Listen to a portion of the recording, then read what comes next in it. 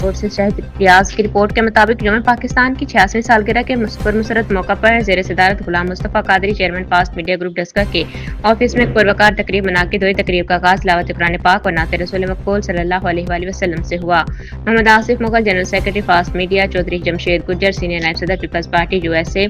فیصل شہزاد بٹ اور محمد شاہد but advocate نے مشترکہ طور پر کہا کہ 23 مارچ ہماری قومی تاریخ کا ایک نہایت اہم تاریخی اور فیصلہ کن دن ہے، جب 1940 میں برصغیر کے مسلمانوں نے لاہور کے مقام پر ایک علیحدہ وطن کے قیام کا متفقہ اور جرأتمندانہ فیصلہ کیا۔ اس تاریخی جدوجہد میں قائد اعظم محمد علی جناح کی مدبرانہ قیادت اور علامہ محمد اقبال کے تصور پاکستان نے کلیدی کردار ادا کیا۔ یہ دن ہمیں اپنے اسلاف کی عظیم قربانیوں، لازوال جدوجہد اور بے مثال عزم و استقلال کی یاد دلاتا ہے، جن کی بدولت آج ہم ایک آزاد اور خود مختار ملک میں سانس لے رہے ہیں۔ تقریب کے اختتام پر شہدائے تحریک آزادی پاکستان کے درجات کی بلندی اور ملک و قوم کی سلامتی کے لیے دعائے خیر کی گئی۔